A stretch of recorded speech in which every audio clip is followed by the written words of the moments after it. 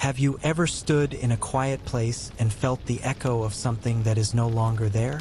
A whisper on the wind from a world gone by, the ghost of a footstep on an ancient path, a story waiting in the stillness of stone and sand. All around us, in the deep folds of the earth and the forgotten corners of the map, lie the silent kingdoms of memory. They are cities of dreamers and kings, of astronomers and artists, now sleeping beneath the patient soil or veiled by the encroaching jungle. They were once the vibrant, beating hearts of great civilizations, humming with life, love, and ambition. Their streets once echoed with the clamor of merchants, the laughter of children, the murmur of 1,000 conversations in 12 different tongues. The air in their marketplaces was once thick with the scent of baking bread, exotic spices, and the sweat of honest labor. But then, in a single fiery heartbeat or over the slow, grinding turn of centuries, the silence came. The people left, the names were forgotten, and time, with its gentle, indifferent hands, drew a blanket of soil and leaves over their magnificent creations. But nothing is ever truly lost. It only waits.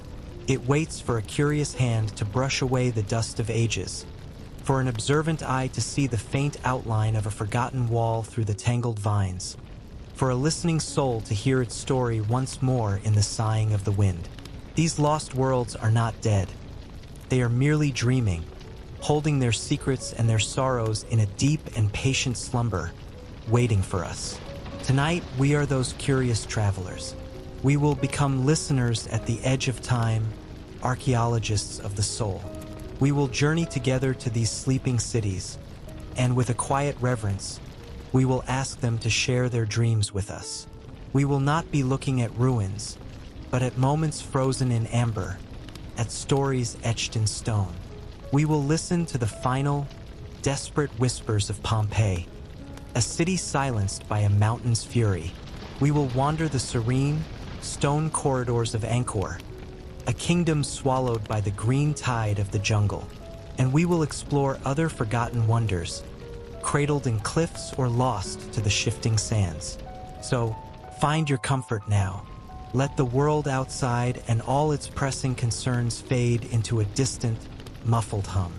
There is nothing else you need to do but to follow the quiet, steady rhythm of your own breath and to listen. Let the sound of my voice be your guide as we step together across the threshold of centuries and wander through the beautiful, melancholic echoes of lost worlds. Our journey begins in the heart of the Roman Empire, under the warm Italian sun, in the shadow of a mountain that held a terrible and magnificent secret. In the 1st century AD, Pompeii was a jewel of the Cambodian coast, a vibrant, thriving city. To call it a small town would be to misunderstand its confident, bustling pulse. Its population is estimated to have been around 20,000 people, a considerable figure for antiquity, making it a significant and prosperous hub. It was a perfect microcosm of the Roman world, possessing all the characteristics of a grand metropolis, merely scaled to a more intimate and manageable size. Its stone-paved avenues, grooved by the passage of countless chariot wheels and worn smooth by the sandals of generations, converged on a bustling forum. Here, under the gaze of imposing statues, the air was thick with the sounds of commerce and politics, the heated debates of magistrates in the basilica, the rhythmic clang of a blacksmith's hammer from a nearby workshop, the calls of merchants selling everything from exotic spices from the east to the fine, red-glazed pottery of the region. Magnificent temples stood as testaments to both piety and power, their gleaming marble columns reaching toward the brilliant blue sky. Public baths, or thermae, were not just places for hygiene, but complex social centers where citizens of all classes could mingle, exercise, conduct business, or simply relax in the steam-filled halls, their voices echoing under the high, vaulted ceilings. A grand arena, the amphitheater, one of the oldest and best preserved in the Roman world, offered thrilling spectacles of gladiatorial combat. its tiered seats capable of holding the entire populace, roaring with their collective voice. And weaving through it all was a network of countless houses, from the grand, frescoed domus of the wealthy elite, with their serene inner courtyards, tranquil gardens, and tinkling fountains, to the more modest, multi-story insulae where the city's working class, the artisans, shopkeepers, and laborers, lived their lives in close quarters. In every corner, the refinements of Roman life were on full display. This was a city basking in the golden age of the empire, the Pax Romana, a time of unprecedented peace and prosperity, confident in its place in the world. But Pompeii's story began long before Rome's shadow fell across the Mediterranean. It was founded around the same time as Rome itself in the 8th century BC by an ancient Italic people known as the Oscans. Situated in a region of incredible fertility, a gift, ironically, from the rich volcanic soil of the very mountain that would one day be its doom, it quickly flourished. Its strategic location made it a natural hub for maritime trade, and it soon entered the orbit of the great seafaring powers of the age, the Greeks and the Phoenicians, whose ships brought new goods, new ideas, and new gods to its shores. In the 6th century BC, under the cultural and political influence of the powerful Etruscans, Pompeii began to take its more formal shape. A central market square, which would later evolve into the Grand Roman Forum, was laid out. A temple to Apollo, a testament to the enduring Greek influence, was erected, its graceful form a nod to a more distant artistic heritage. After a period of decline and shifting allegiances among the warring tribes of Italy, Pompeii finally fell under the sway of the burgeoning Roman Republic. It became a trusted ally, and though it retained a degree of autonomy, it became an increasingly and willingly Romanized city, adopting Roman laws, customs, and architectural styles. Under Rome's protection, Pompeii bloomed anew. The city expanded beyond its ancient walls. New public buildings were added, including a magnificent theater district which housed not only a large open-air theater for dramas, but also a smaller, more intimate, roofed Odeon. This was a dedicated concert hall, its structure carefully designed with acoustics in mind, a place for music, poetry, and song. A grand temple to Jupiter, king of the Roman gods, was built, as was the basilica. Not a church in our modern sense, but a large, stately public building used for law courts, business transactions, and all manner of civic gatherings, its long central nave flanked by colonnaded aisles. By the 1st century BC, the Roman Republic had become the undisputed superpower of the Mediterranean. Yet many of its Italian allies, like Pompeii, who had fought and bled alongside Rome for centuries, grew tired of their second-class status. They yearned for the rights, the protections, and the political influence that came with full Roman citizenship. A series of revolts, known as the Social War, broke out across Italy. Pompeii, in a bid for its rights, joined the rebellion. The revolt was ultimately crushed by the might of the Roman legions, and Pompeii itself was besieged and captured by the future dictator, Sulla. But in the end, the cities won the peace. Rome, in its wisdom, granted the citizenship they craved. Pompeii was fully integrated into the Roman world, no longer just an ally, but a part of Rome itself, its citizens now able to vote and hold office in the greatest republic the world had ever known. The century and a half that followed, leading up to the tragedy, was Pompeii's undisputed golden age. It was a cultural and commercial hub, a place of immense wealth and refinement, all nestled in the peaceful, sun-drenched landscape of the Gulf of Naples. In 64 AD, the Emperor Nero himself even visited the city, a testament to its importance and luxury. Throughout this time, the inhabitants were used to the minor earth tremors that occasionally shook the ground. The horizon to the north was dominated by the majestic, green-sloped profile of Mount Vesuvius, from which a plume of smoke constantly and lazily rose into the sky. It was a familiar and unchanging part of their world, a beautiful backdrop to their daily lives. No one knew the mountain was not a silent guardian, but a sleeping giant, its heart filling with a terrible molten pressure. The first serious warning, a violent shudder from the earth, came in February of 62 AD, 17 years before the final disaster.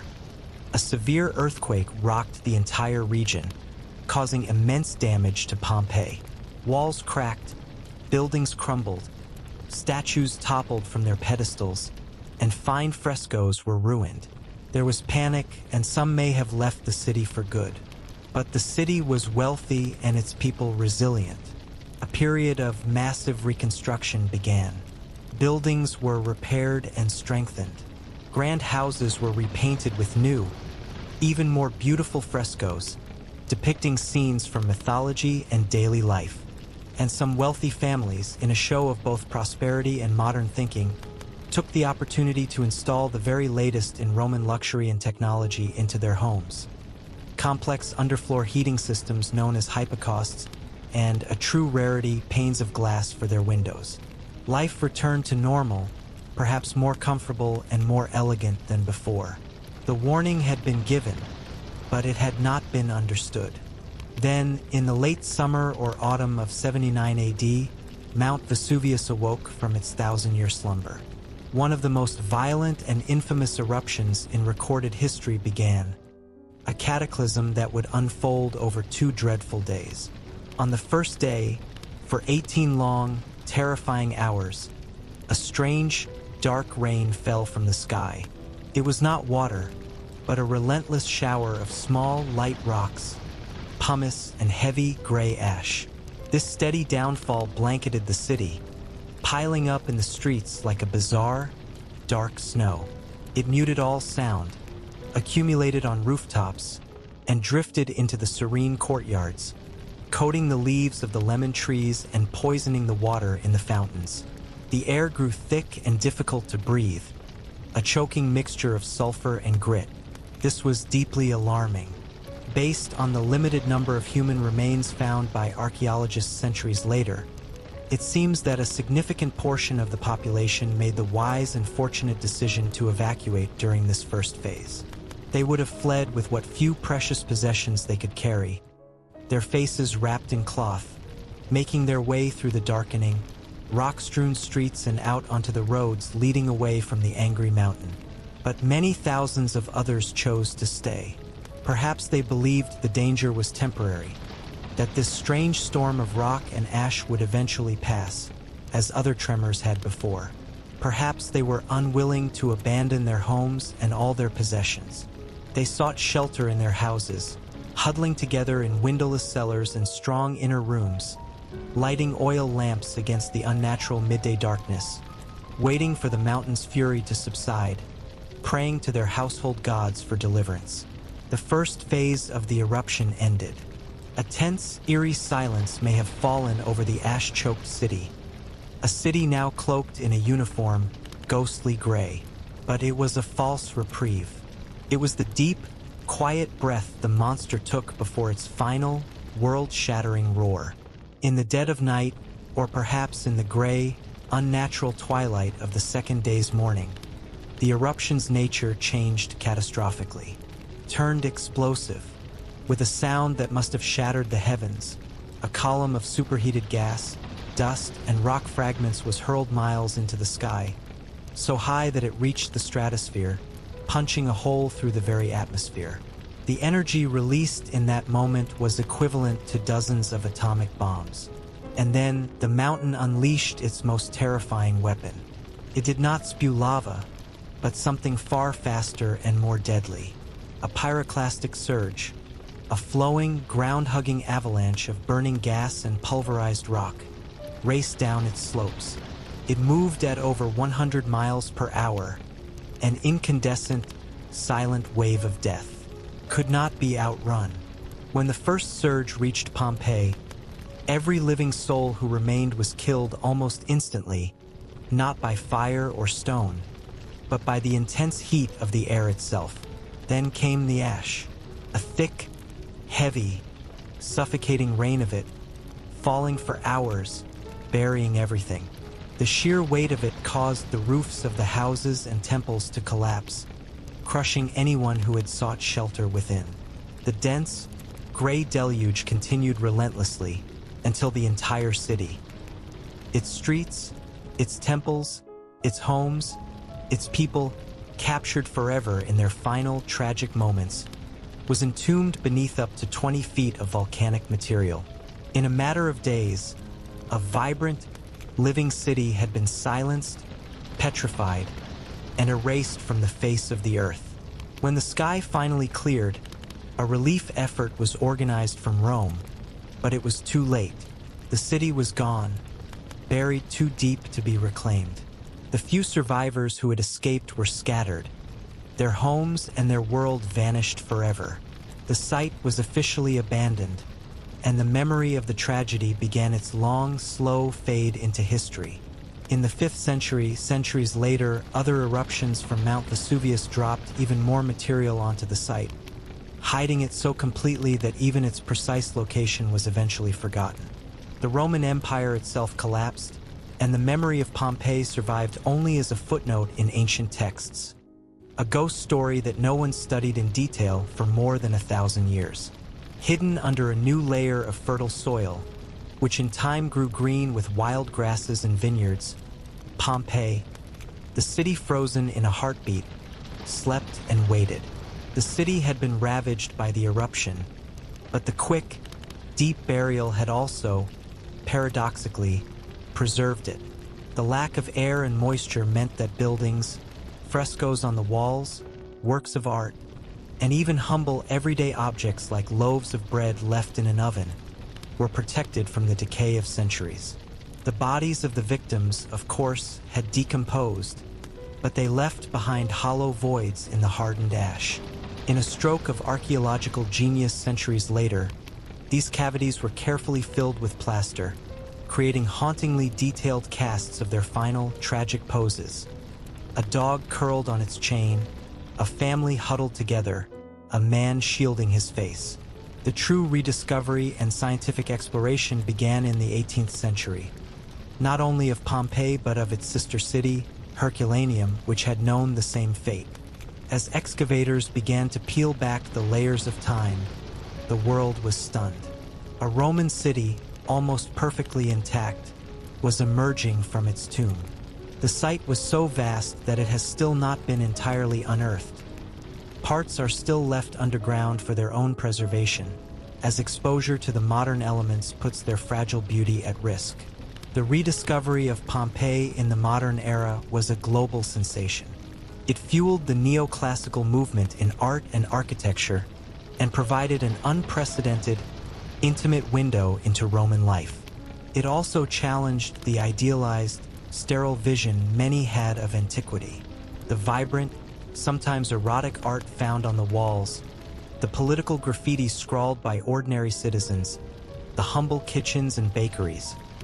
All of it painted a picture of a world that was far more colorful, complex, and deeply human than anyone had imagined. Today, the ruins of Pompeii are a UNESCO World Heritage Site, visited by millions. To walk its stone streets is an extraordinary and deeply moving experience. The roofs are gone, but the layout of the city, the colonnades of the Forum, the murals still glowing with impossible color on the villa walls. All have been captured in time for almost 2,000 years, a silent, poignant echo of a lost world. From a city of stone buried by fire and ash, our journey now carries us across oceans and centuries, to a kingdom of stone swallowed not by earth, but by the living, breathing green of the jungle. If Pompeii was a city of 20,000 souls, the city of Angkor, which we now approach in our travels through time, was on a different scale entirely. At its zenith, during the height of the European Middle Ages, it may have been home to nearly 1 million people, making it one of the largest, most sprawling, and most complex pre-industrial cities the world has ever known. Angkor is located in modern-day Cambodia, but from the 9th to the 15th centuries, it was the magnificent, beating heart of the vast Khmer Empire. The empire began modestly, founded near this very site, but through centuries of conquest and consolidation, it grew to become a dominant power, its influence stretching far beyond its modern borders. It reached its golden age in the 12th and 13th centuries, a time of immense wealth, artistic achievement, and spiritual devotion. After that, like so many great civilizations, it entered a long, slow period of decline. The reasons are still debated by historians. Perhaps it was due to religious conflicts, as the kingdom transitioned from Hinduism to Buddhism. Perhaps it was the pressure of foreign wars, or an ecological breakdown caused by a series of devastating droughts and floods. Whatever the cause, by the 15th century, the great city of Angkor was progressively abandoned. Its thousands of stone temples, its intricate and ingenious irrigation systems, its sprawling network of roads, all were left to the mercy of the relentless Cambodian jungle. The green tide of the forest moved in, swallowing everything. The gigantic city, once a marvel of urban planning, disappeared beneath a thick, suffocating veil of vegetation. Only its largest and most spectacular temple, the magnificent Angkor Wat, remained partly visible, a lonely stone island in a sea of green. It was maintained by a small, dedicated community of Buddhist monks, a flickering candle of memory in a kingdom that had been lost to time. And so it remained for more than 400 years, until intrepid explorers and archaeologists began to unveil the true, breathtaking scale and forgotten splendor of the site. What makes Angkor so extraordinary is the sheer profusion and staggering beauty of its temples. There are hundreds of them, constructed from massive blocks of stone that were quarried, transported, and carved with unimaginable effort and artistry. It has been estimated that the site of Angkor contains more stone than all the monuments of ancient Egypt combined, including the Great Pyramids. The Khmer Empire was immensely wealthy thanks to its mastery of water. An intricate network of canals and reservoirs, a complex hydraulic system, supported a highly productive agricultural system and a large population. Today, only the stone temples and a few elegant bridges remain as silent testaments to that power. But in its heyday, surrounding them were once thousands upon thousands of houses, bustling markets, grand public squares, and even the king's own royal palace, all made of perishable materials like wood, which have long since returned to the earth, leaving only faint traces for archaeologists to uncover. The largest and most famous of all these structures is Angkor Wat, a temple complex of such perfect harmony and scale that it takes the breath away. It was initially dedicated to the Hindu god Vishnu, but was later transformed into a Buddhist temple as the faith of the empire shifted. Its architecture is the pinnacle of classical Khmer art. It is a temple mountain, a symbolic representation of the cosmic Mount Meru, the sacred five-peaked mountain that is the center of the Hindu and Buddhist universes. A soaring central tower, representing the highest peak, rises to more than 200 feet, surrounded by 4 smaller towers and a series of concentric, rectangular galleries, each raised above the next. The entire structure is perfectly symmetrical, surrounded by a vast moat that mirrors the sky, giving the temple a sense of both immense power and serene, floating grace. Another spectacular temple, Ta Prohm, offers a different, more haunting kind of magic. Unlike other large temples at Angkor, this one was intentionally left in much the same condition in which it was found by 19th century explorers. Here, you can witness the slow, powerful embrace of nature. Giant silk cotton and strangler fig trees grow out of the ruins, their massive, serpentine roots snaking over and through the ancient stones. The roots seem to both crush and support the crumbling galleries, creating an ethereal, almost eerie scenery. To walk through Ta Prohm is to feel the profound power of time, a perfect, melancholic union of human creation and nature's patient reclamation. It was founded in the 12th century as a Buddhist monastery and a center of knowledge, a type of university, and it is believed that at its peak, the vast enclosure was home to more than 12,000 people. Yet another major temple, the Bayon, is famous for the multitude of serene, enigmatic, smiling stone faces that cover its many towers. There are about 200 of these giant faces, each one gazing out in a different direction, their lips curved in a subtle, all-knowing smile. They could represent the king who founded the temple, Jayavarman VII, or perhaps they represent the Bodhisattva of compassion, the enlightened being who watches over the world. The temple is a more Baroque style of Khmer architecture, richly decorated with an abundance of bas-reliefs that depict not only historical events and mythology, but also scenes of everyday life, giving us a precious glimpse into the world of the ancient Khmer. For centuries, the full extent of Angkor remained a secret kept by the forest. It was only in the 19th century that French archaeologists began to systematically explore the site, progressively revealing its true scale and historical significance. The work of clearing the jungle, restoring the temples, and deciphering the inscriptions has been a monumental task that continues to this day. And though it is now one of the world's most famous archaeological sites, its vastness is such that one can still wander its stone corridors, gaze upon its silent, smiling faces, and feel like a true explorer, lost in a magnificent city of dreams. From the jungle-clad heart of Cambodia, our journey now carries us across thousands of miles, to the sun-drenched plains of southern Africa, to the nation of Zimbabwe. Here, during the European late Middle Ages, as Angkor flourished, another great and mysterious kingdom rose to prominence. The Kingdom of Zimbabwe left behind the magnificent ruins of its capital, a city of stone and gold known today as Great Zimbabwe. From the 11th to the 15th centuries, it was a major political, religious, and commercial center that dominated the entire region. Its wealth, derived from productive cattle farming and control of the lucrative trade routes for gold and ivory, connected it to a global network that stretched all the way to Arabia, India, and even China, a fact attested to by the discovery of Chinese porcelain and Arabian coins among its ruins. The word Zimbabwe comes from the local Shona language, and it can mean houses of stone or venerated houses.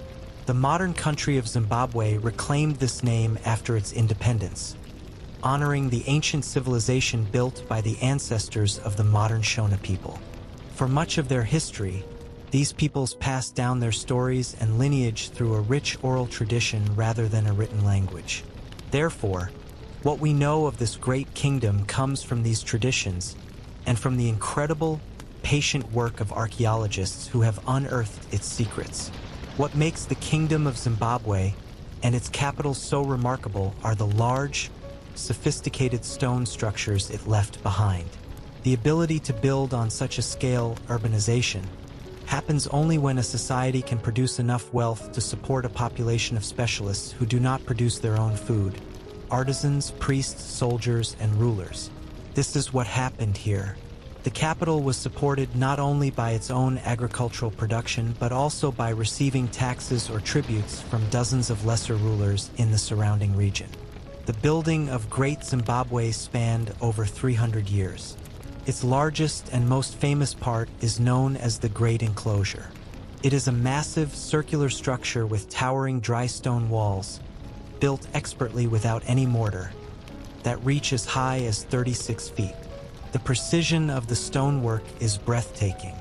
These imposing walls must have made the enclosure an impregnable fortress, likely serving as a royal palace, a stronghold for the city's elite, or a center for important religious ceremonies.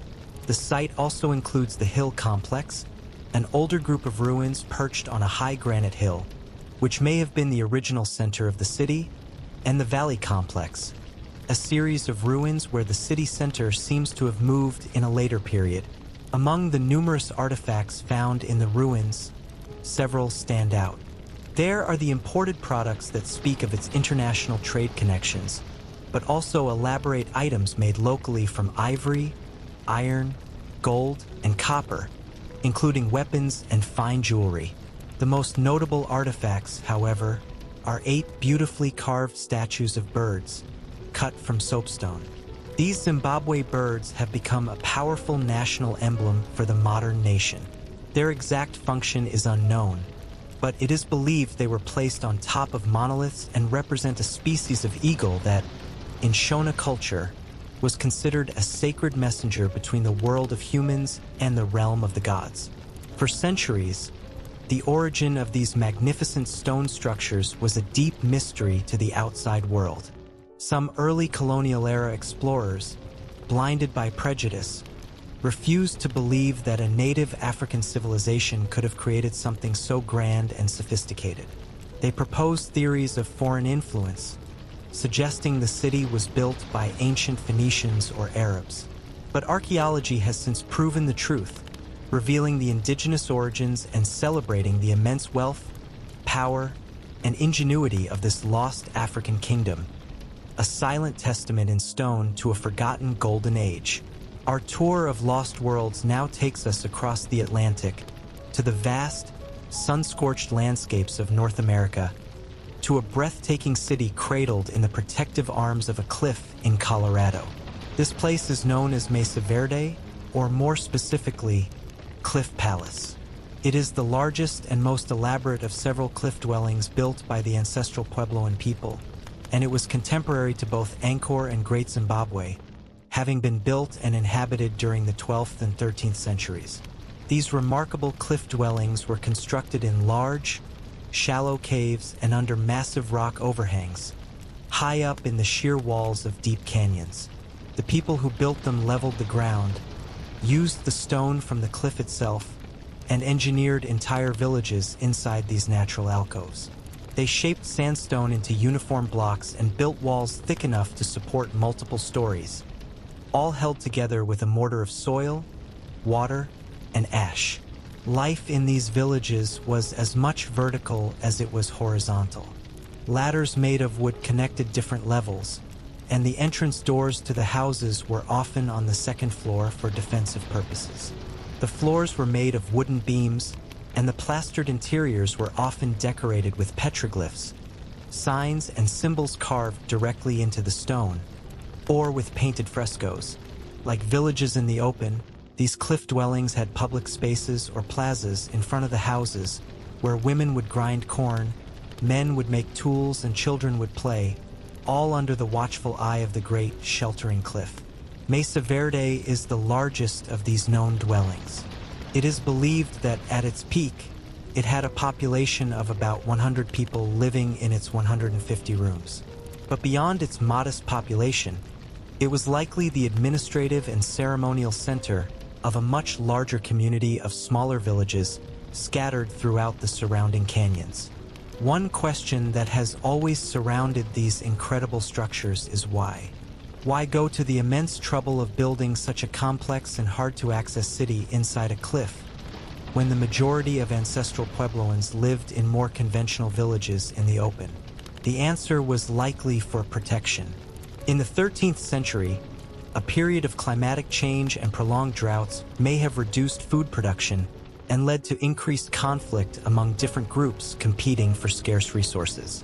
While a village in the open was vulnerable to raids from all sides, a city built into the side of a cliff, accessible only by hand and toe-hold trails, was a natural fortress.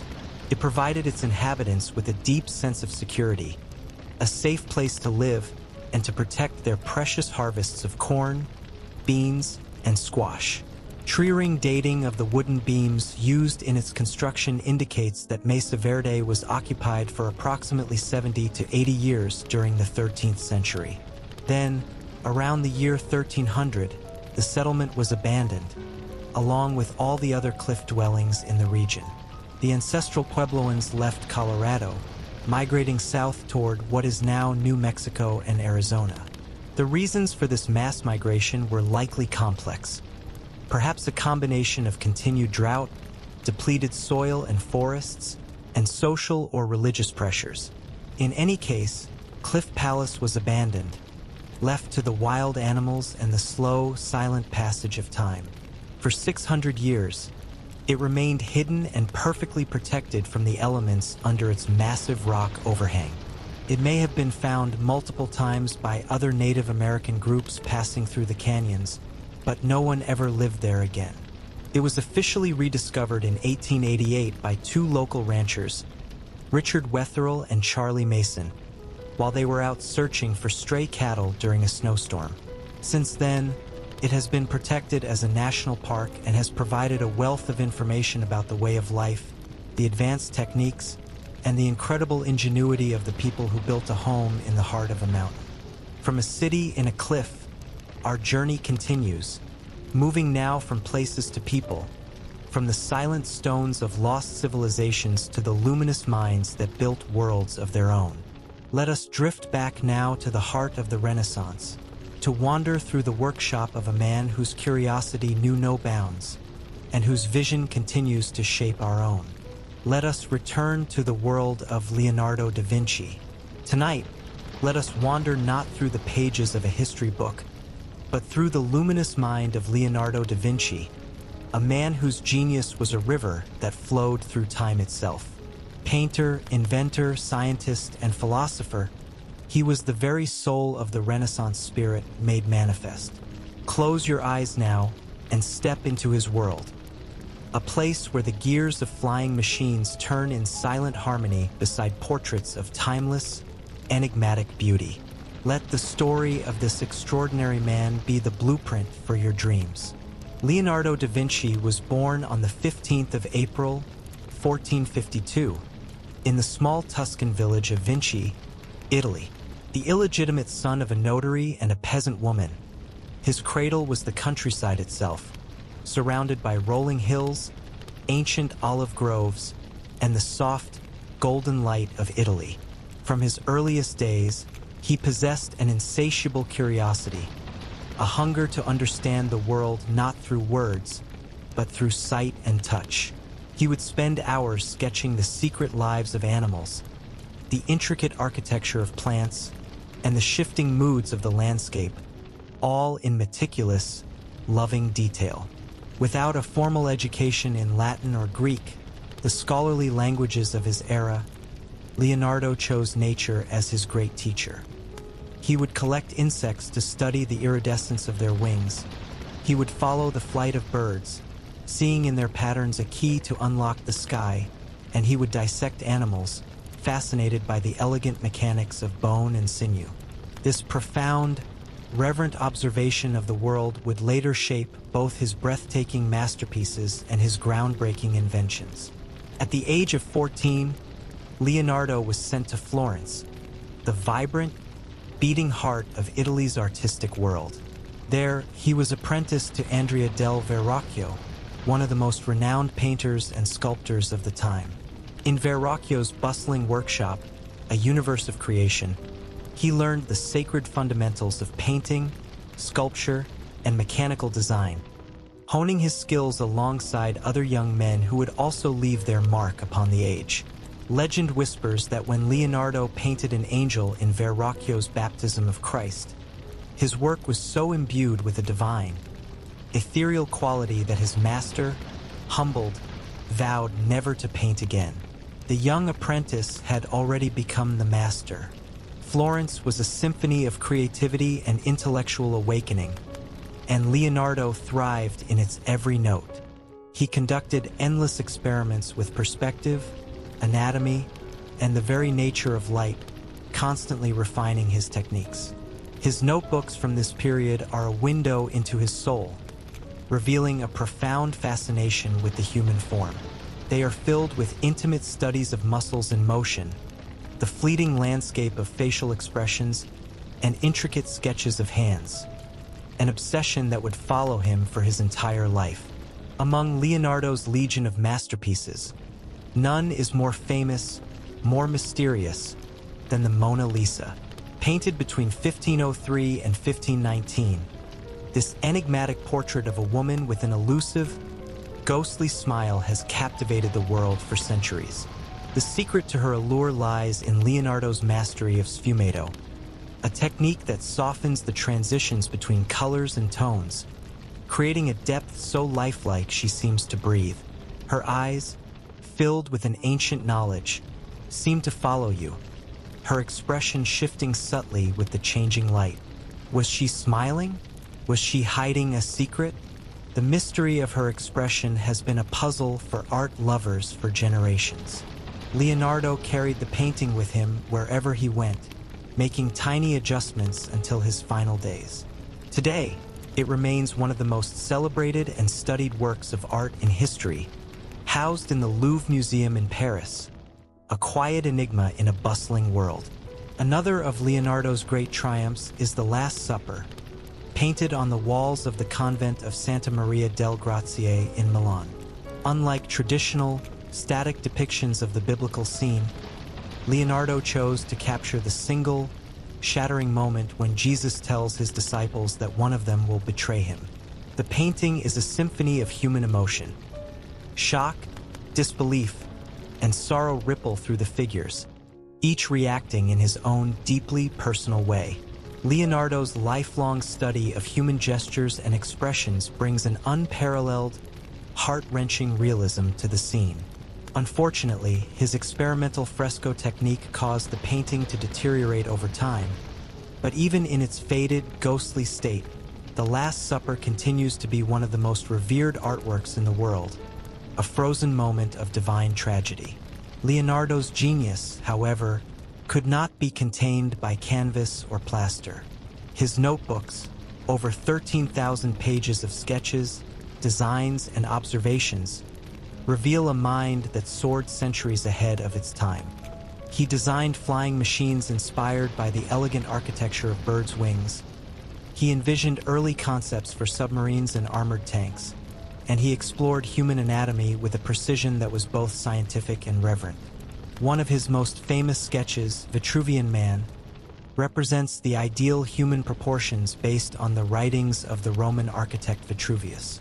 This iconic drawing symbolizes Leonardo's core belief in the divine harmony between art and science, showing how the human body itself follows the elegant, silent laws of mathematics. Though many of his inventions were never built, his ideas laid the foundation for future generations of engineers, architects, and scientists. His curiosity was a universe without end, and his relentless pursuit of knowledge remains an inspiration to this day. In his later years, Leonardo moved to France at the invitation of King Francis I, who admired him not only as an artist but as a visionary thinker. He settled in the Château du Clos-Luz, where he continued his studies, surrounded by peaceful gardens. Even in his final days, Leonardo's mind never ceased its exploration. He passed away on May 2, 1519, at the age of 67, leaving behind a legacy that would forever shape the course of art, science, and human understanding. As our journey through Leonardo's world comes to an end, take one last look at the pages of his notebooks, filled with endless ideas and soaring possibilities. He once wrote, "Learning never exhausts the mind." His insatiable curiosity reminds us that knowledge and imagination are as limitless as the night sky. Tonight, let the spirit of Leonardo da Vinci inspire your dreams, filling them with wonder, invention, and the timeless beauty of art and discovery. Having left the silent cliff dwellings of the Americas, our journey now takes us across the vast expanse of the Atlantic, over the shimmering Mediterranean, and deep into the heart of the Jordanian desert. Here, hidden within a labyrinth of windswept canyons and towering sandstone cliffs, lies a city that seems not to have been built by human hands, but to have been born directly from the living rock. This is Petra, the lost capital of the Nabateans. For centuries, Petra was a thriving nexus of international trade, a bustling caravan city that grew impossibly wealthy from the frankincense, myrrh, and spices that flowed through its protected corridors. Its people, the Nabateans, were once a nomadic Bedouin tribe who, with incredible ingenuity, mastered this harsh desert environment and carved a kingdom from the stone. But like so many great cities of the ancient world, its fortunes shifted. Trade routes changed, empires fell, and Petra was slowly abandoned, its existence fading from the memory of the Western world for nearly 1,000 years, until it was rediscovered in the 19th century, a breathtaking secret revealed to a modern age. To approach Petra is to undertake a pilgrimage. The main entrance to the city is through the Sick, a narrow, winding gorge that cuts through more than a kilometer of solid rock. The cliffs on either side tower hundreds of feet above, their sandstone walls glowing with swirling bands of red, pink, and orange. Walking through the Sick is like entering the heart of the earth itself. The air grows cooler, sounds become muffled, and the sliver of blue sky visible high above seems a world away. And then, after a final turn in the narrow passage, the Sick opens up and you are faced with one of the most astonishing sights in the world, Al-Khazna, the treasury. It appears as if by magic, a magnificent, two-story Greco-Roman temple facade, intricately carved with columns, statues, and elaborate decorations, all sculpted directly out of the sheer, rose-colored cliff face. It was not built stone by stone, it was revealed, subtracted from the mountain with incredible skill and artistry. The Bedouins of the 19th century believed it contained the treasure of an Egyptian pharaoh, hence its name, but archaeologists know it was, in fact, the monumental tomb or mausoleum of a great Nabatean king. The facade is a beautiful fusion of cultures with sculptures of Greek mythological figures like the Amazons and the twins Castor and Pollux, guardians of the afterlife. The sheer perfection of its proportions and the delicacy of its carving are a testament to the wealth and sophistication of the Nabatean kingdom at its peak. But the treasury is only the beginning. As you emerge from the Sick into the main city, a vast landscape of wonders unfolds. Petra was a significant city with a population that may have reached 25,000.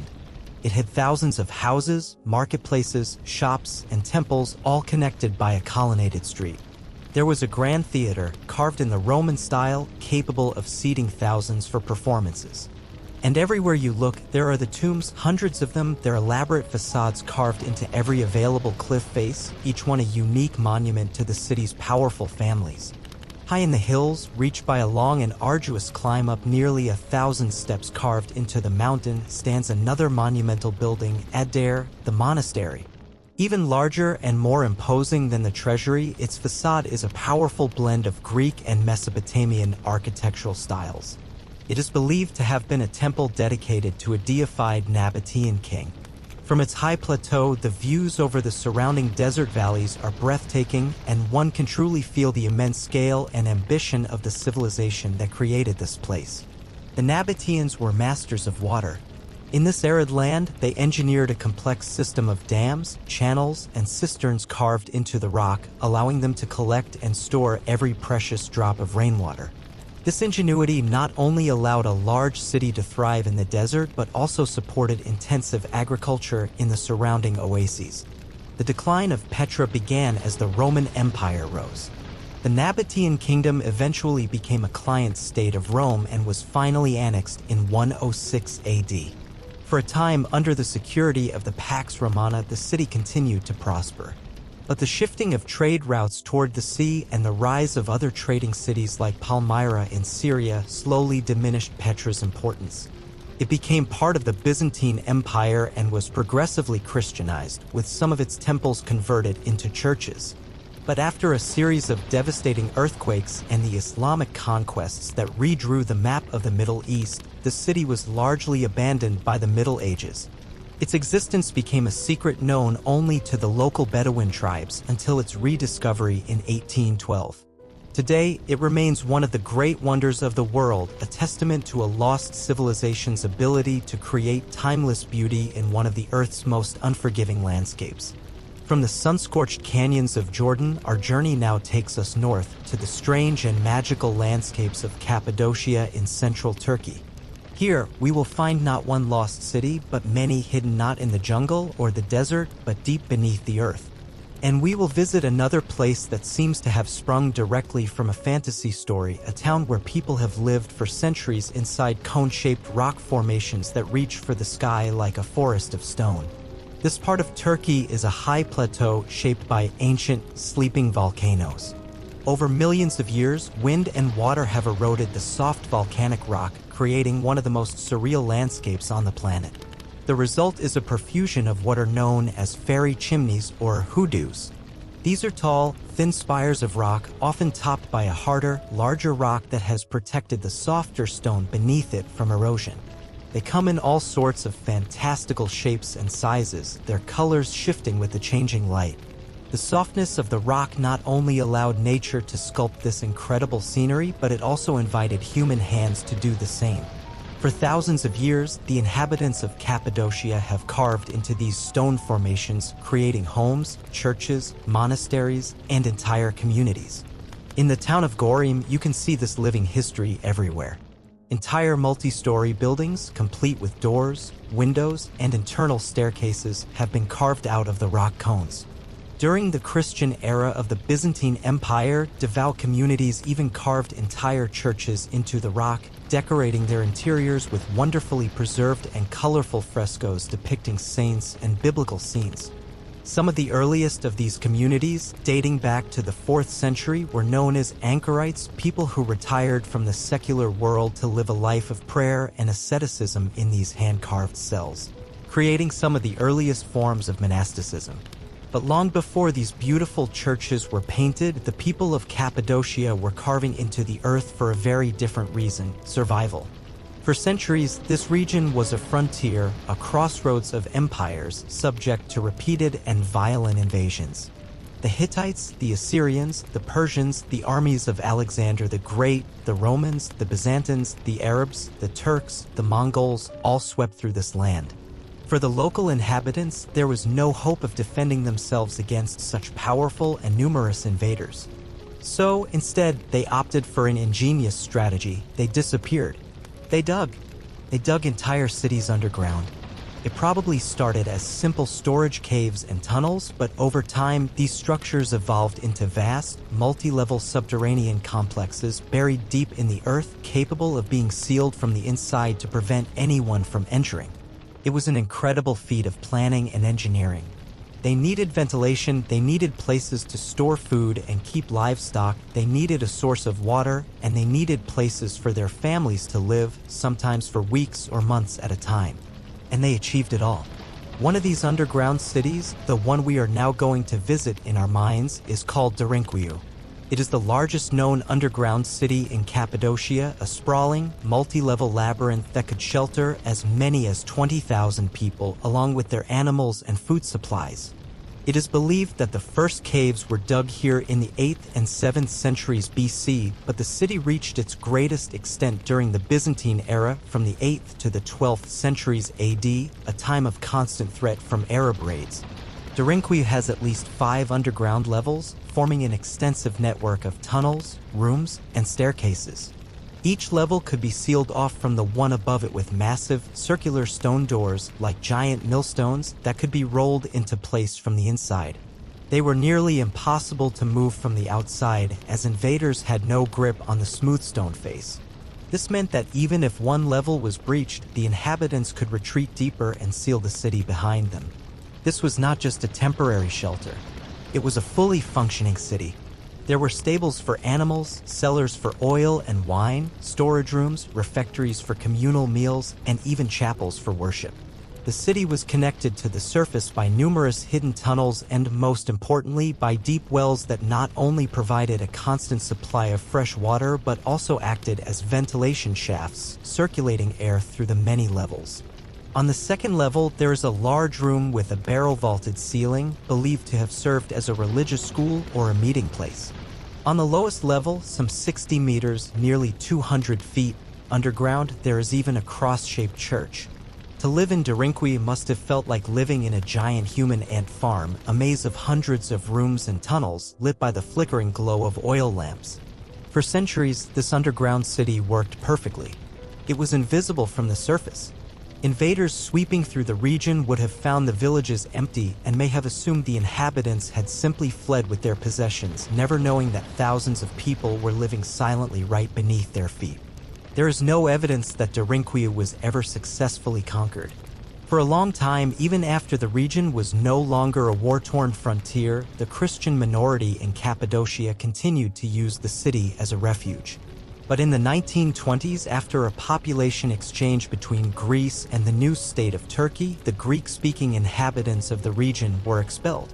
After their departure, the tunnels were completely abandoned and mostly forgotten until they were rediscovered in the 1960s.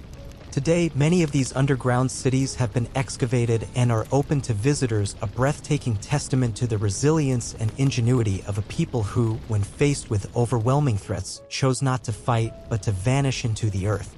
From the hidden cities beneath the Turkish plains, our journey now takes us to the far north, to a small, windswept archipelago off the coast of Scotland, the Orkney Islands. Here, on the main island, long before the first great stones were raised at Stonehenge, a Neolithic community built a remarkable stone village, a settlement that remained buried in the sand, perfectly preserved, for more than 5,000 years. The Orkney Islands, though far north, have a relatively mild climate thanks to the Gulf Stream. To their early inhabitants, they must have felt like the edge of the world, a safe haven. There were few trees and little wood available, but there was an abundance of stone. And so, they built with stone. They fished and hunted and perhaps farmed on a small scale. Around 3180 BC, they built the settlement of Skara. What explains its extraordinary state of preservation is that the village was abandoned some 700 years later, around 2500 BC, and was quickly buried by sand dunes which protected it from the elements for millennia.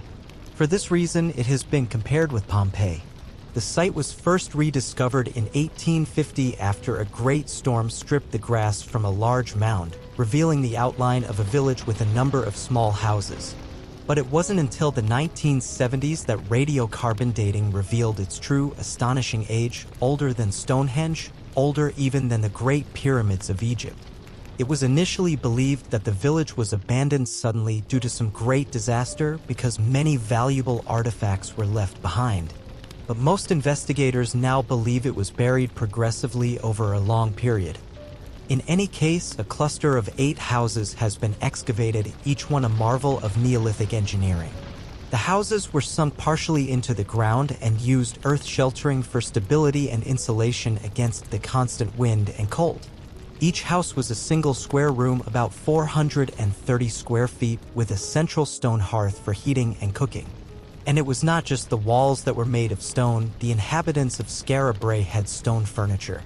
There were stone cupboards, stone seats, stone storage boxes, and even stone bed enclosures.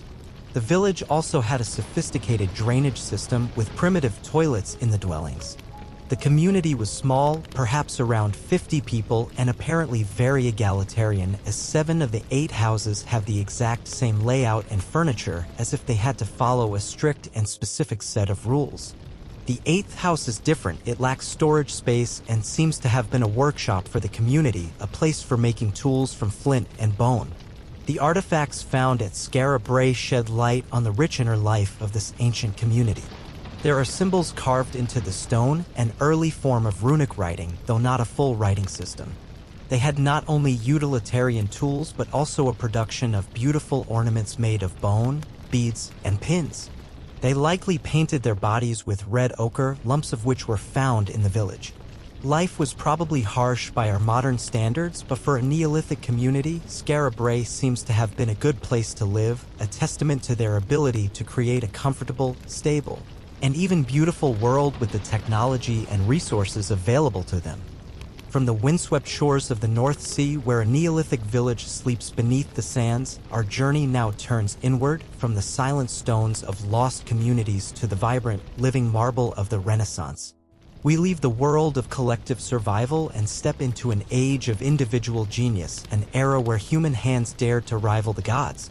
Our travels take us to Florence, the cradle of this awakening, to the workshop of a man whose spirit was as indomitable as the stone he commanded. Let us now enter the world of Michelangelo.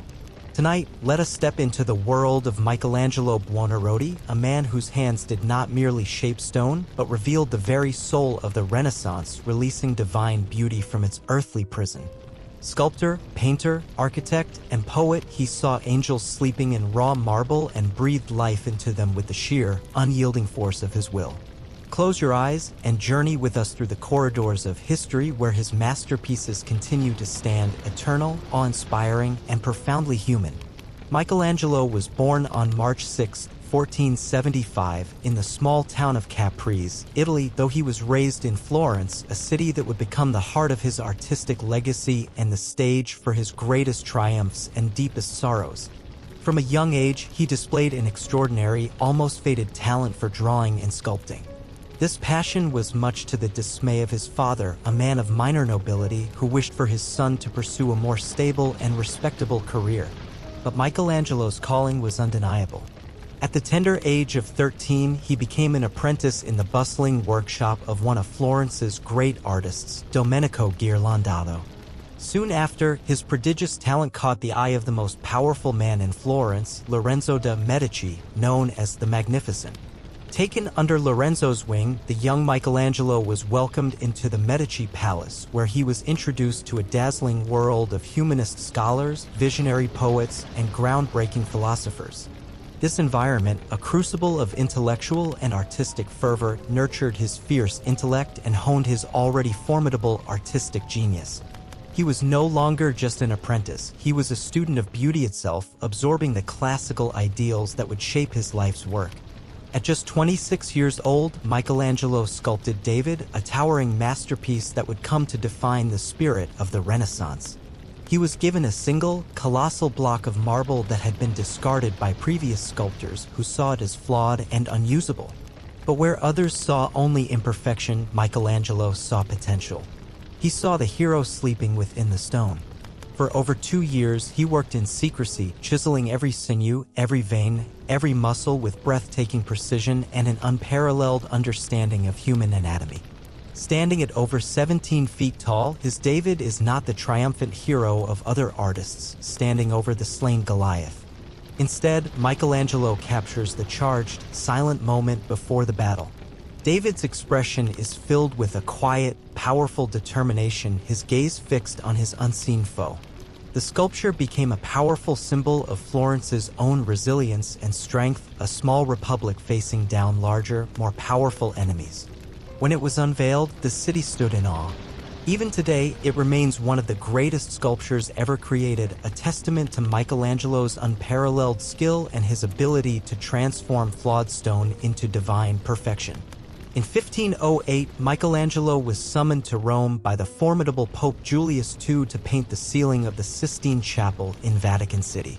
It was a monumental task that he initially resisted with all his might, believing himself to be a sculptor, not a painter. He argued, he protested, but the will of the Pope was absolute. And so, reluctantly, he began. For 4 grueling years, working mostly alone on a high scaffold, he created one of the most magnificent works of art in human history. The frescoes stretch across 12,000 square feet of curved ceiling, a breathtaking panorama depicting biblical stories from the book of Genesis. At its heart is the creation of Adam. The moment when God's hand, crackling with divine energy, nearly touches Adam's languid, outstretched fingers has become one of the most iconic images in all of art. It is a moment of pure potential, of life about to be sparked into existence. Despite the immense physical strain of painting for hours while lying on his back, the paint dripping into his eyes, the result was a vision of divine beauty and power that transcended human limitation. When it was finally unveiled in 1512, the world stood in silent awe, and to this day, millions travel to Rome just to gaze upward and feel the immensity of his creation. Decades after completing the ceiling, a much older, more world-weary Michelangelo returned to the Sistine Chapel to create his final masterpiece there, the Last Judgment, painted on the vast altar wall. This monumental fresco, completed in 1541, portrays the second coming of Christ and the ultimate fate of souls, all swirling in a dramatic, terrifying vision of salvation and damnation. Unlike the hopeful, ordered beauty of the ceiling, the Last Judgment is darker, more intense, reflecting Michelangelo's deepening, almost tormented spirituality and the turbulent, uncertain times in which he lived. The muscular figures, twisting in anguish and ecstasy, showcase his continued mastery of human anatomy and emotion, but now imbued with a profound sense of divine justice and human frailty. In his later years, Michelangelo turned his genius increasingly to architecture, designing the magnificent, soaring dome of St. Peter's Basilica in Vatican City. Though he did not live to see its completion, his vision shaped one of the most iconic and recognizable landmarks in the entire world. His architectural designs combined grandeur with a sense of divine harmony, ensuring that his influence would extend far beyond sculpture and painting. His dome, rising above the eternal city, remains a symbol of human ingenuity, faith, and the aspiration to reach for the heavens. Michelangelo continued to work until his final days, his hands, though gnarled with age and arthritis, still seeking to release the figures trapped in stone. His final sculpture was the Rondinini Pieta, a deeply personal and hauntingly unfinished work that depicted the sorrow of the Virgin Mary holding the body of Christ. Unlike the polished perfection of his early sculptures, this piece was rough, elongated, and expressive, perhaps a reflection of his own aging body and his contemplation of mortality and salvation. He passed away on February 18, 1564, at the grand age of 88, leaving behind a legacy that shaped the very foundation of Western art, a legacy of power, passion, and divine vision. As our journey through Michelangelo's world comes to an end, take one last look at the statues, the frescoes, and the grand structures that bear his touch. He once said, "I saw the angel in the marble and carved until I set him free." His ability to see beauty within raw material, to see the divine potential in the flawed and the discarded, reminds us that true vision is not just in the eyes, but in the soul. Tonight, let the spirit of Michelangelo inspire your dreams, filling them with strength, creativity, and the unwavering pursuit of greatness. From the monumental grandeur of Michelangelo, our journey now softens, turning to a world of ethereal, dreamlike beauty. We remain in Florence, but we enter the workshop of an artist who captured not the power of gods and heroes, but the gentle grace of myth and the tender elegance of the divine. Let us step into the world of Sandro Botticelli. Tonight, let us drift into the world of Sandro Botticelli, the artist who captured beauty, myth, and divine elegance like no other. His paintings shimmer with flowing, lyrical lines, golden hues, and figures that seem to belong to a waking dream, embodying the poetic spirit of the Renaissance. Close your eyes and drift with us into a world where gods and mortals dance beneath celestial skies, where love and poetry live forever on canvas, and where beauty is a gentle, sacred whisper. Alessandro di Mariano di Vanni Filippi, known to the world as Sandro Botticelli, was born in Florence in 1445. The city, bursting at the seams with art, philosophy, and a profound intellectual awakening, was the perfect cradle for a budding painter with a sensitive soul. He trained under the master Fra Filippo Lippi, absorbing his teacher's delicate style and developing his own unique vision of grace and harmony. Under the patronage of the powerful and cultured Medici family, Botticelli flourished. His work soon adorned Florence's grandest halls and private chambers, capturing the beauty, the ideals, and the complex philosophies of the Renaissance court. Among Botticelli's many masterpieces, none is as iconic or as beloved as The Birth of Venus, completed around 1485. This breathtaking painting depicts the goddess Venus emerging from the sea on a giant scallop shell, her form as pale and perfect as a pearl. She is blown ashore by the gentle breath of the Zephyrs, the gods of the wind, while one of the Ori, the goddesses of the seasons, waits on the shore to clothe her in a star-spangled robe. Her golden hair, impossibly long and beautiful, flows like silk in the breeze. Her pose, a classical Venus pudica, is both graceful and pure, embodying the Renaissance's deep admiration for classical mythology and the idealized beauty of the human form. The painting, filled with soft pastels and fluid, musical lines, evokes a sense of profound serenity and wonder. Venus is not just a figure here, she is an idea, a symbol of divine love and beauty, untouched and eternal. Another of Botticelli's great triumphs, Primavera, or Spring, is a lush, enigmatic celebration of the season of renewal. Set in an enchanted grove of orange trees, a cast of mythological figures moves in a rhythmic, almost choreographed harmony. Venus, the goddess of love, stands at the center. Above her, a blindfolded Cupid aims his arrow. To her right, the wind god Zephyr pursues the nymph Chloris, who transforms into Flora, the goddess of flowers, scattering blossoms from her dress. To her left, the three Graces dance in a circle, their hands intertwined, their diaphanous gowns flowing as if stirred by a soft, magical breeze. And at the far left, Mercury, the messenger of the gods, uses his staff to dispel the last of the winter clouds. The painting is a beautiful riddle of mythology and meaning, blending Neoplatonic philosophy with classical beauty. It is a dream of nature, fertility, and the eternal cycles of life, woven into a delicate, silent ballet of color and form. Despite his deep connection to mythological themes, Botticelli also painted religious works that conveyed intense emotion and a profound spirituality. His Madonna and Child paintings radiate a unique warmth and a tender, almost melancholic beauty. His mystical nativity, painted later in his life, reflects a more solemn, almost apocalyptic vision of faith, a departure from the serene classicism of his earlier works.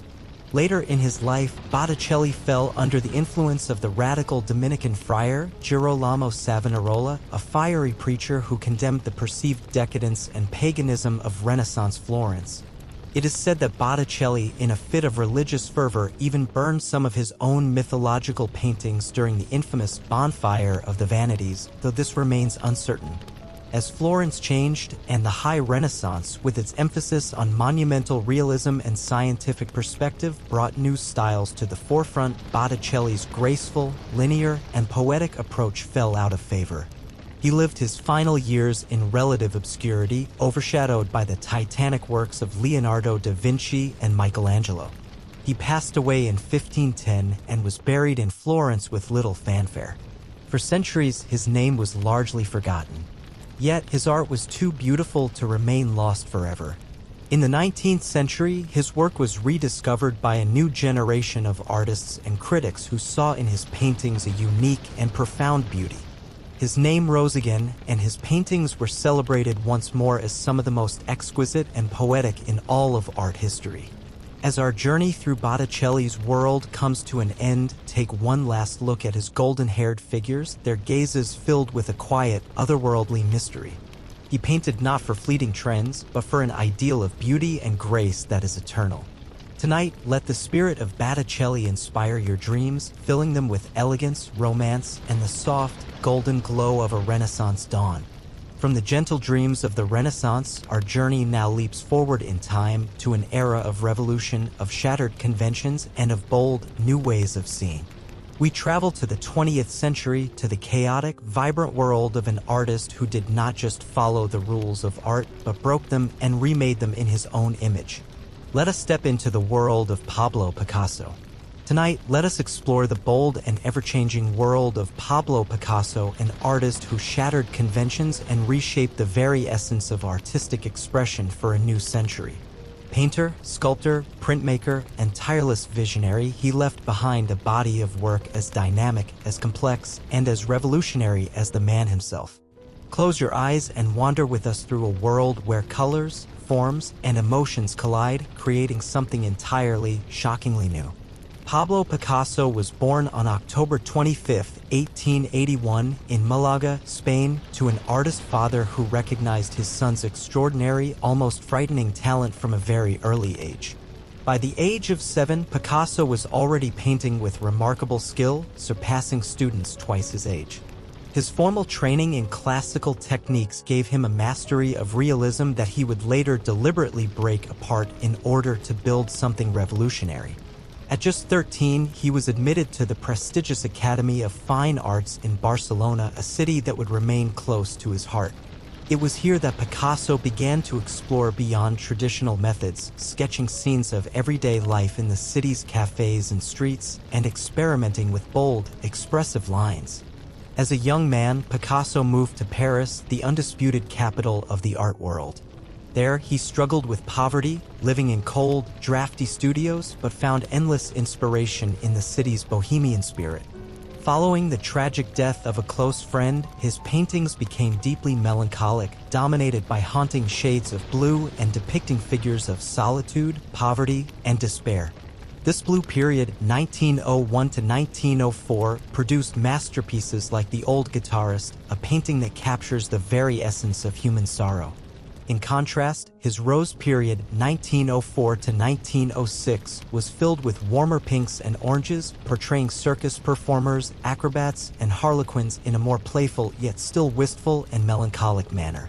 These early phases showed Picasso's incredible ability to channel pure emotion into color, setting the stage for his most groundbreaking work.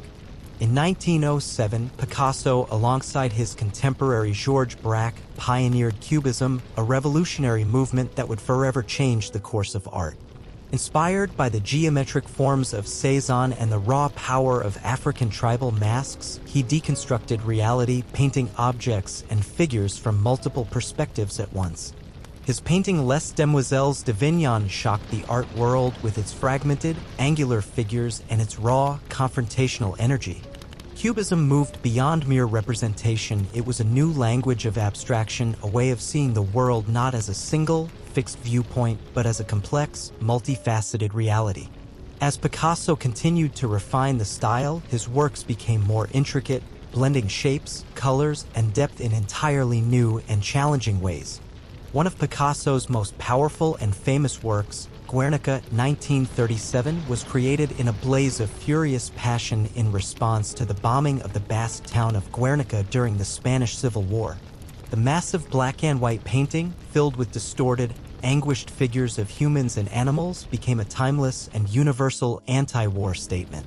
The chaos, the pain, and the sheer horror of destruction captured in Guernica transcend its specific historical moment, serving as a visceral reminder of the suffering caused by all wars. Even today, it remains one of the most striking and emotionally powerful political artworks ever created. Unlike many artists who find a signature style and stay within its comfortable bounds, Picasso was a master of constant reinvention. He was a chameleon of art. From the elegant, classical-inspired paintings of the 1920s to the surreal, dreamlike works of the 1930s, he continued to evolve throughout his long life.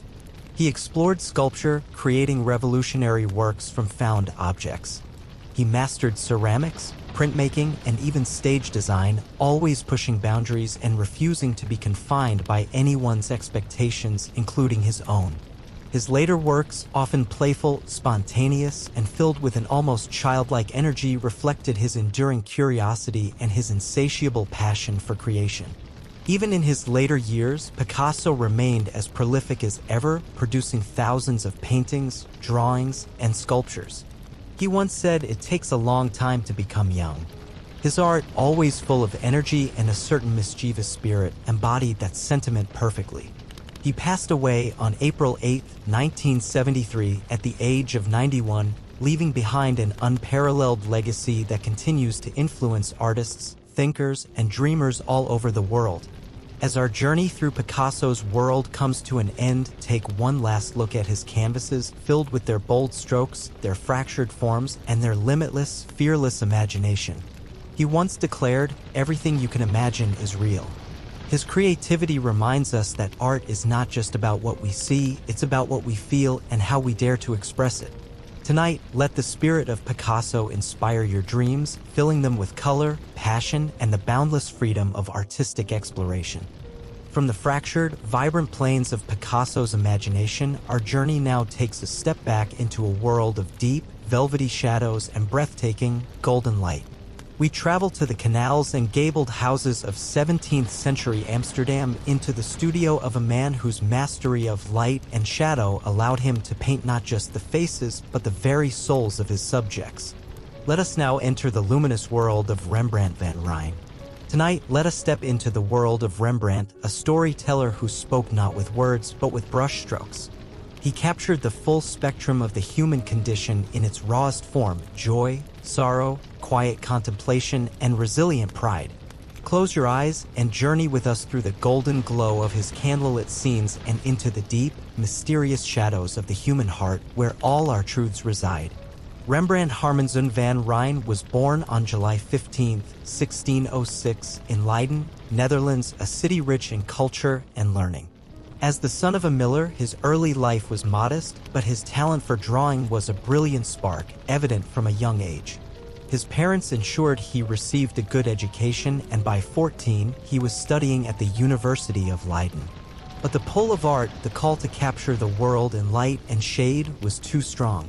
He soon left the university to train as a painter. By his early 20s, Rembrandt had established himself as an artist of great promise, his works already displaying an unparalleled ability to render not just the look of things, but the very feel of them, the texture of velvet, the glint of gold, the warmth of living skin. In 1631, Rembrandt moved to Amsterdam, a bustling, prosperous center of trade and wealth where he found great success as a portrait painter. His profound ability to depict the inner life and unique character of his subjects made him highly sought after among the city's elite. Commissions poured in and his workshop thrived. It was here that he painted one of his most celebrated early works, The Anatomy Lesson of Dr. Nicolai's Tulp, a mesmerizing scene where a brilliant, focused light illuminates the faces of a group of surgeons as they intently examine the human form. It was a masterclass in composition, storytelling, and the dramatic use of light. In 1642, Rembrandt completed his most famous work, The Night Watch. It was revolutionary. Unlike the traditional, static group portraits of the time, this masterpiece was alive with movement, energy, and depth. The figures did not merely pose for the painter, they are captured in a moment of dynamic action, interacting with one another, emerging from deep shadows into a brilliant, dramatic light. Using his signature chiaroscuro technique, Rembrandt created a composition filled with mystery and intensity. Though initially controversial for its unconventional approach, The Night Watch is now considered one of the greatest paintings in history. Despite his artistic triumphs, Rembrandt's personal life was marked by deep sorrow. He married his great love and muse, Saskia van Willenberg, but tragedy struck when she died at a young age, leaving him in a state of profound grief. His later years were marked by financial troubles and declining fortunes, yet his artistry never wavered. In fact, it deepened. He turned increasingly to self-portraiture, painting himself with an unflinching, almost brutal honesty. These portraits, marked by deep wrinkles, weary eyes, and a quiet, introspective gaze, reflect a man who had seen both the heights of fame and the depths of despair. As Rembrandt aged, his work became even more profound. Paintings like The Jewish Bride and The Return of the Prodigal Son are imbued with an emotional depth and a tender humanity that transcends time. He no longer sought polished perfection, but rather truth. His brushwork grew looser and more expressive, his colors richer, his compositions more intimate. He captured the essence of life in a way few painters ever have, making his later work some of the most moving in all of art history. Rembrandt continued to paint until the very end, passing away on October 4, 1669. His burial was modest, his financial struggles having taken their toll, but his art would live on forever, a beacon illuminating the deepest corners of the human experience. As our journey through Rembrandt's world comes to an end, take one last look at his canvases where faces glow with an inner life and the darkness seems to hold unspoken stories. He once said, "Without light, no shadow can exist." His art reminds us that in every moment of darkness, light will always find a way to shine through. Tonight, let the spirit of Rembrandt inspire your dreams, filling them with depth, emotion, and the timeless beauty of the human soul. From the quiet, introspective shadows of Rembrandt, we now journey forward in time into a world ablaze with color and raw, passionate emotion. Let us step into the swirling, dreamlike landscapes of Vincent van Gogh, a man whose brushstrokes were a direct transcription of his turbulent and beautiful soul. Though his life was fraught with hardship, his art glows with an intensity that continues to touch hearts across the world. Close your eyes and journey with us through his golden wheat fields, his swirling starry nights, and his sun-drenched orchards where color and feeling merge into masterpieces of breathtaking power. Vincent van Gogh was born on March 30th, 1853, in the Netherlands, the son of a pastor. From an early age, he struggled with a deep sensitivity to the world, moving from job to job before realizing that painting was his one true calling. It wasn't until his late 20s that he fully devoted himself to art. His early works, like the famous The Potato Eaters, were painted in subdued, earthy tones, capturing the hard life of the Dutch peasants. But in 1886, Van Gogh moved to Paris and his world exploded with color. He was introduced to the vibrant art scene of the Impressionists, and their influence encouraged him to experiment with light and a brighter palette. His once dark canvases erupted into shades of yellow, blue, and green, applied with bold, energetic brushstrokes that seemed to capture the very pulse of life itself. Longing for peace and a place to establish an artistic community, Van Gogh moved to Arles in the south of France in 1888. Inspired by the brilliant, sun-drenched landscapes, he painted some of his most famous works, including his series of sunflowers, his painting of the Yellow House, and the enchanting café terrace at night. It was also in Arles that his turbulent friendship with fellow artist Paul Gauguin ended in disaster, a period of mental anguish that led to his voluntary admission to the St. Paul de Mausole Asylum in 1889. It was there, while looking out the barred window of his room, that Van Gogh created one of the most iconic paintings of all time, The Starry Night. The swirling, cosmic energy of the sky, the luminous, pulsing stars, and the quiet, sleeping village below blend into a scene filled with transcendent movement and emotion.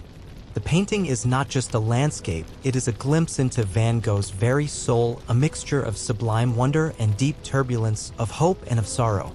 In 1890, Van Gogh moved to Auvers-sur-Oise, where his brushstrokes became even more urgent, his colors more intense. Works like Wheatfield with Crows, with its ominous sky and diverging paths, seemed to hint at both beauty and despair, as if he knew his time was drawing to an end. On July 27, 1890, Van Gogh suffered a gunshot wound and died 2 days later, with his beloved brother and supporter, Theo, at his side. His final words were, "The sadness will last forever." Van Gogh sold only a handful of paintings in his lifetime, yet today his works are among the most beloved in the world. His struggle, his passion, and his relentless pursuit of beauty continue to inspire millions. Tonight, let the spirit of Vincent van Gogh inspire your dreams, filling them with vibrant color, deep passion, and the breathtaking beauty of the world as seen through his brilliant, unbreakable vision. From the passionate, swirling skies of Van Gogh, our journey finds a moment of serene tranquility. Let us drift now into the gentle, light-filled world of Claude Monet, the father of Impressionism, whose brush captured the fleeting, ephemeral magic of light and nature's ever-changing beauty. Through soft colors, shimmering reflections, and delicate brush strokes, he invited the world to see through his eyes, a world of endless movement, warmth, and peace. Close your eyes and wander with us through his fields of wildflowers, his misty mornings, and his golden sunsets, where art and nature become one. Claude Monet was born in Paris in 1840, but he spent his childhood in a coastal town in Normandy. There, the ever-changing sea and sky became his first and greatest inspirations. He spent his days sketching and painting en plein air, outdoors, fascinated by the way sunlight danced upon the water. In 1874, his painting impression, Sunrise, was exhibited in Paris. A critic, intending to be dismissive, mockingly called their style Impressionism, but the name stuck and a revolutionary art movement was born. Monet and his peers abandoned the dark, detailed realism of the studios in favor of quick, visible brushstrokes that captured the fleeting, sensory impression of a moment. In 1883, Monet settled in the small village of Giverny, where he would create his life's greatest masterpiece, his garden. He cultivated a sanctuary of beauty, a living painting filled with water lilies, weeping willows, and a graceful Japanese bridge. His home and his garden became his endless source of inspiration. His famous water lilies series, painted over the last decades of his life, became a symphony of color and reflection, each canvas an immersion into pure tranquility. The rippling water, the soft hues of the flowers, the dappled sunlight, they were not just paintings, they were emotions captured in pigment. Monet's obsession with light led him to paint series of the same subject under different conditions. He painted Rouen Cathedral dozens of times, each canvas capturing the shifting glow of daylight against the ancient stone, proving that no single moment is ever the same. In his later years, Monet suffered from cataracts, which blurred his sight and altered his perception of color. Yet even as his vision faded, his passion never did. He passed away in 1926, leaving behind a legacy that forever changed the world of art. As our journey through Monet's world comes to an end, take one last look at the shimmering reflections, the soft blues and golden yellows, the brush strokes that captured not just landscapes but feelings. Tonight, let the spirit of Monet inspire your dreams, filling them with color, serenity, and the gentle rhythm of light upon water. From the serene gardens of France, we travel now to the vibrant, sun-drenched world of Mexico to explore the life of a woman who turned her pain into power and her reality into surreal, unforgettable art. Let us step into the bold and deeply personal world of Frida Kahlo. With each brushstroke, she transformed agony into poetry and suffering into strength. Close your eyes and drift into a world where beauty and pain intertwine, where flowers bloom through scars, and where self-expression knows no boundaries. Frida Kahlo was born on July 6, 1907, in Coyoacan, Mexico, in the home that would later be known as La Casa Azul, the Blue House. From a young age, she faced adversity. At 6, she contracted polio, which left her with a lifelong limp. But it was at the age of 18 that her life changed forever. A tragic bus accident shattered her body. Confined to her bed for months, she found solace in painting. With a mirror placed above her bed, she became her own subject, embarking on a journey of fearless self-discovery. "I paint myself," she said, "because I am so often alone and because I am the subject I know best." Pain became her constant companion, but it never silenced her. Instead, it gave her a powerful voice that spoke through vivid colors, surreal imagery, and unflinching honesty. Her art was raw and deeply autobiographical. Through works like the Two Fridas and Self-Portrait with Thorn Necklace and Hummingbird, she laid bare her emotional and physical struggles, confronting love, loss, and identity with a courage that was revolutionary. She painted not for fame, but for survival, weaving her own history into each canvas. Her tumultuous relationship with the great Mexican muralist Diego Rivera became one of the most famous love stories in art history. Their marriage was a storm of passion, admiration, infidelity, and heartbreak. Yet, despite the pain, Diego remained her greatest supporter and she his most ardent admirer. Their love was a paradox, both destructive and deeply inspiring. Frida refused to be defined by her suffering. Instead, she painted it. In the broken column, she depicts her torso split open to reveal a crumbling column in place of her spine. Nails pierce her skin, yet her face remains stoic, her gaze direct and defiant. She does not ask for pity, she demands to be seen. Her paintings became her voice, shouting when she could not speak, standing tall when her body failed her. She chose to adorn herself in traditional Tehuana clothing, with elaborate hairstyles and flowers, embracing her Mexican culture and creating a powerful, iconic image of strength and identity. She passed away in 1954 at the age of 47. Her last diary entry read, "I hope the exit is joyful and I hope never to return." Frida Kahlo is more than an artist. She is an icon, a symbol of defiance, creativity, and resilience. Her paintings whisper to those who feel broken, reminding them that pain can be transformed into something beautiful, that even the deepest wounds can bloom. Tonight, let the spirit of Frida Kahlo inspire your dreams, filling them with color, passion, and the unbreakable will to create beauty from even the darkest of moments. From the vibrant colors of Mexico, our journey takes us now to the stark, boundless landscapes of the American Southwest, into the world of an artist who saw grandeur in simplicity and the universe in a flower. Let us drift into the world of Georgia O'Keeffe. Her sweeping desert horizons, her monumental flowers, and her bold use of color captured the essence of nature's quiet, formidable power. She was a woman of fierce independence and creativity who shaped modern art with her fearless vision. Close your eyes and step into her world, where petals unfold like whispers and the desert hums with timeless beauty. Georgia O'Keeffe was born in 1887 in Wisconsin. From an early age, she saw the world differently, not in rigid details, but in flowing shapes and deep, resonant colors. She studied art in Chicago and New York, but traditional methods never satisfied her. She longed to express the soul of nature itself. Her large-scale flower paintings became her signature, magnifying delicate petals into bold, immersive, almost abstract forms. Critics often interpreted them through a lens of sensuality, but O'Keeffe rejected such labels. "I paint what I see," she insisted. "I paint what I feel." Though New York brought her fame, it was the landscapes of the American Southwest that truly captured her heart. In 1929, she traveled to New Mexico, where the vast desert, the red cliffs, and the sun-bleached animal bones spoke to her in a way no city ever could. The endless horizons and the silent, solitary beauty of the land became her sanctuary. She saw beauty in what others overlooked, the stark elegance of a cow's skull against the blue sky, the subtle shifts of color in the desert hills. She eventually made New Mexico her permanent home, living in her beloved ghost ranch where she painted from sunrise to sunset, her only companions the land and the wind. Georgia O'Keeffe was a pioneer. In a male-dominated art world, she forged her own path, refusing to be categorized or defined. She lived on her own terms, embracing solitude and seeking inspiration in the wild, open spaces.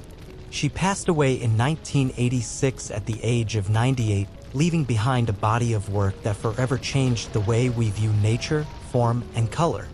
As our journey through O'Keeffe's world comes to an end, take one last look at the delicate folds of her flowers, the fiery hues of her deserts, the sky stretching infinitely above.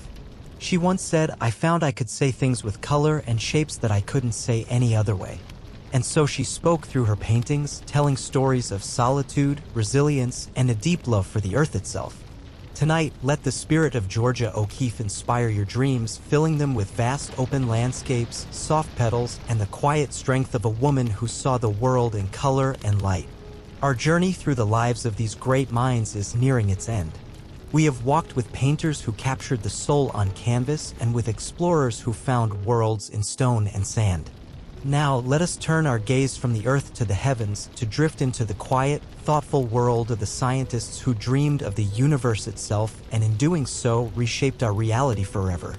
Let us return briefly to the stories of the architects of our understanding. To Einstein, the patent clerk who saw time and space as a flowing river whose childlike wonder led him to the most profound discoveries. To Newton, the solitary genius who saw the same force in a falling apple and in the silent dance of the moon, revealing the elegant, hidden laws of the cosmos. To Hawking, the man whose body was confined to a chair, but whose mind soared through black holes and to the very beginning of time, a testament to the unbreakable power of the human spirit. Let us remember Tesla, the master of lightning, who dreamed of a world powered by invisible currents, a future of free and boundless energy. Let us sail with Darwin on the HMS Beagle, watching as he observed the subtle variations in finches on distant islands, and from those small observations piece together the grand, sprawling story of life itself. And let us stand in the modest, glowing laboratory of Marie Curie, a radiant pioneer who, through tireless dedication, uncovered the hidden, powerful secrets at the very heart of matter, a woman whose brilliance illuminated the world. As we conclude our travels for tonight, let the echoes of all these lives, the artists, the explorers, the scientists, settle around you like a warm, comforting blanket. Each of them, in their own way, reminds us of the limitless potential of the human mind and the enduring power of a single, passionate vision. They teach us to look closer, to feel more deeply, to ask why, and to never stop dreaming. They remind us that within each of us lies the capacity for wonder, for creation, and for changing the world in our own small way. The stories have been told. The journey is complete. The night is quiet now. Let the inspiration from these brilliant lives fill your dreams, and may your rest be as deep and as peaceful as the starry skies they all once gazed upon. Sweet dreams.